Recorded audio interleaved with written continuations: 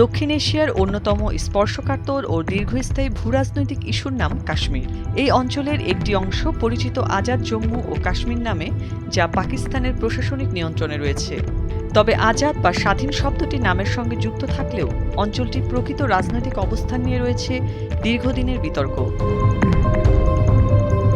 ১৯৪৭ সালে ব্রিটিশ শাসনের অবসানের পর ভারত ও পাকিস্তান পৃথক রাষ্ট্র হিসেবে আত্মপ্রকাশ করে। তখন জম্মু ও কাশ্মীর ছিল একটি দেশীয় রাজ্য। পরে এই অঞ্চলকে কেন্দ্র করে ভারত পাকিস্তানের মধ্যে যুদ্ধ শুরু হয়। যুদ্ধবিরতির পর কাশ্মীর বিভক্ত হয়ে যায়।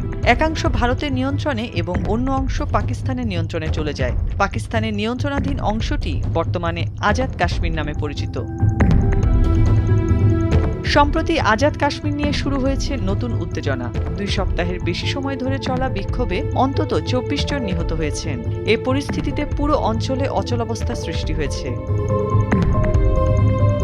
আসন্ন আঞ্চলিক আইনসভা নির্বাচনের শরণার্থীদের জন্য ১২টি আসন সংরক্ষণের সিদ্ধান্তের প্রতিবাদে এই আন্দোলনের সূচনা হয়। সম্প্রতি নিষিদ্ধ ঘোষিত যৌথ গণ অভিযান কমিটি এই ধর্মঘটের আয়োজন করে।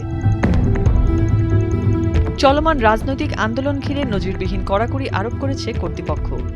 প্রধান সড়কে নিরাপত্তা বাহিনীর চেকপোস্ট, মোবাইল ও ইন্টারনেট সেবা স্থগিত। গণগ্রেপ্তার এবং ভ্রমণ সতর্কতা জারির ফলে অনেকেই অঞ্চলটিকে কার্যত অবরুদ্ধ বলে বর্ণনা করছেন। এ অঞ্চলে খাবার, জ্বালানি ও ওষুধের মতো নিত্য প্রয়োজনীয় পণ্যের প্রবেশ বন্ধ করে দিয়েছে দেশটির সরকার। রাজধানী মুজাফফরাবাদের বাসিন্দারা খাবার, ওষুধ ও জ্বালানি কিনতে পার্শ্ববর্তী খাইবার পাখতুনখোয়ায় যাচ্ছেন। আর পুঞ্চ, রাওয়ালাকোট, বাঘ এবং নীলম উপত্যকার বাসিন্দারা এসব পণ্য কিনে আনছেন রাওয়ালপিন্ডি এবং ইসলামাবাদ থেকে। ব্যাপকভাবে সীমিত করা হয়েছে সাংবাদিকদের প্রবেশ এবং ইন্টারনেটও।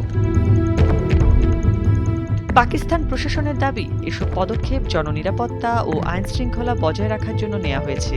সব মিলিয়ে আজাদ কাশ্মীর এখন রাজনৈতিক অস্থিরতা, নিরাপত্তা সংকট এবং জন অসন্তোষের একটি জটিল বাস্তবতার মুখোমুখি। পরিস্থিতি কোন দিকে মোড় নেয় তা এখন নজরে রাখছে পুরো অঞ্চল এবং আন্তর্জাতিক মহল। অর্ণব নাসির, ভোরের কাগজ।